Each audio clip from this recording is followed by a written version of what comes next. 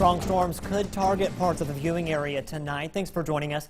I'm Scott Martin. Our weather team is keeping an eye on tonight's severe weather potential from the field. This is a live shot from meteorologist Jacob Dickey over in Winona. But first, let's toss it over to Chief Meteorologist Keith Gibson for a look at how things are right now. Keith?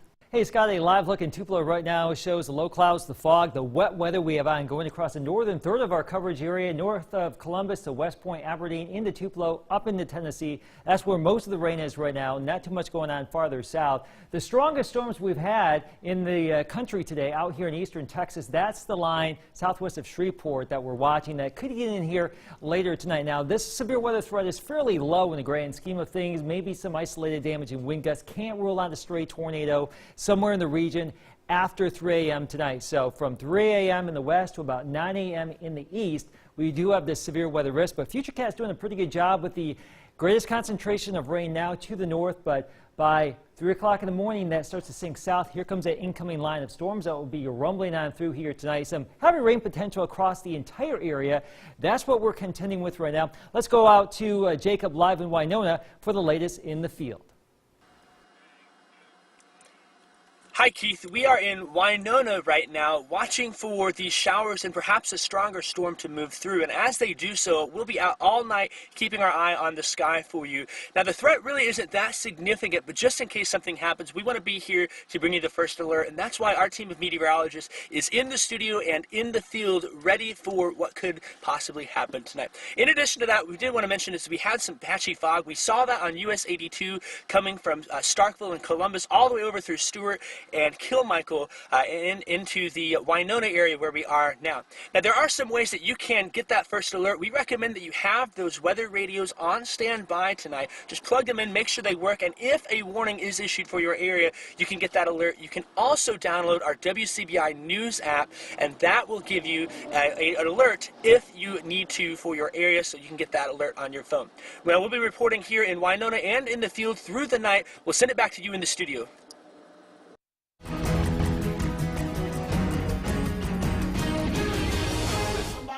And ask for a raise, and you keep them out the door.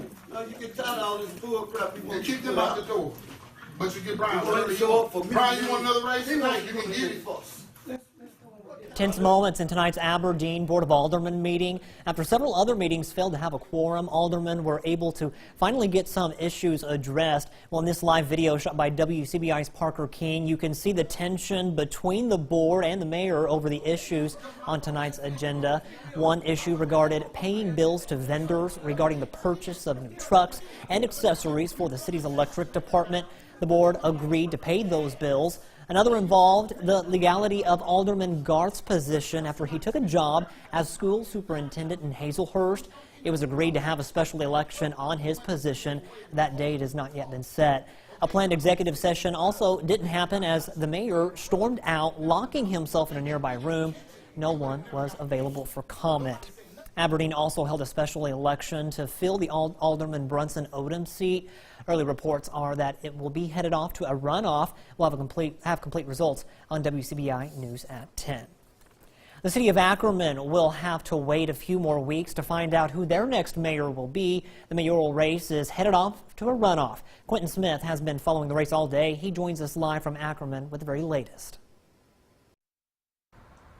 Yes, Scott, Tim Kutz and Dale Reed are the top vote getters from tonight's election and are heading into a runoff on January 9th.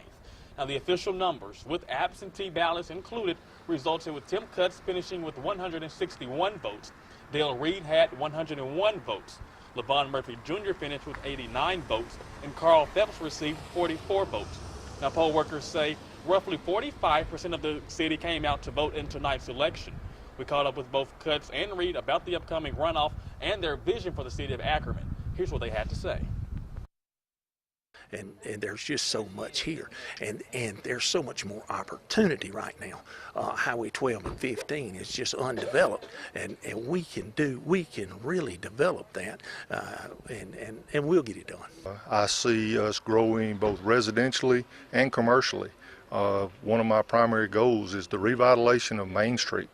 To bring more businesses here, but in order to do that, we have to bring more people here. Now, there are 3 affidavits that will be counted tomorrow morning, but that won't be enough to affect the outcome from tonight's results. And again, Tim Cutts and Dale Reed are heading for a runoff. The date is set for January the 9th. Reporting live in Ackerman tonight, Quentin Smith, WCBI News. After weeks of controversy, the city comes to a resolution on what to send to the state capitol in regards to the 2% restaurant tax in Columbus. The city approved their own proposal to send to Jackson with hopes of getting approved by lawmakers. The Lowndes County Board of Supervisors will also send its own proposal after the 2 boards failed to reach an agreement. Under the city's proposed resolution, it would do away with the Columbus Convention and Visitors Bureau but create a city tourism department. The city would govern where the money from the tax goes. The proposal states that proceeds from restaurant and bar sales would provide funds to recreation, tourism, special events, projects, parks, and economic development within the city. Now, traditionally, having 2 competing proposals in one county has not passed muster in the legislature. The session there begins January 2nd. Also at tonight's meeting, the city recognized Chief Oscar Lewis for his service within the police department. Lewis was presented with a plaque and wished a happy retirement. Lewis was rehired last January as the department chief.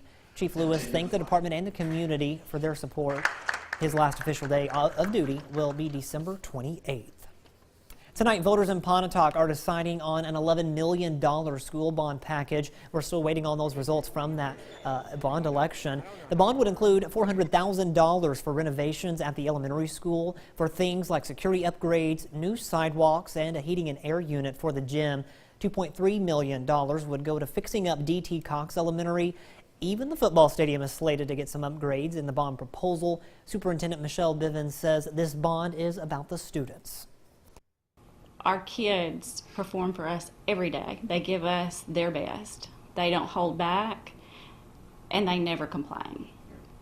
And I guess for right now, this is our opportunity to show them that as a community, we understand that they deserve the best facilities, the safest facilities, and security in those facilities is second to none.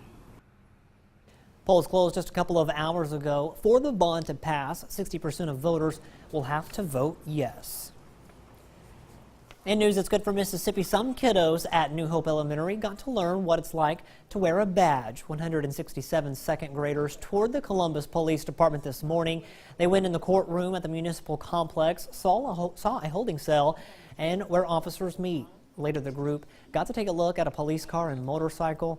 Assistant Police Chief Red Shelton says that CPD likes to show kids more about police work and have more positive interactions with law enforcement. Still ahead at 9, it's not carbon monoxide, but yet another odorless gas that could cause harm. What you need to know about the dangers of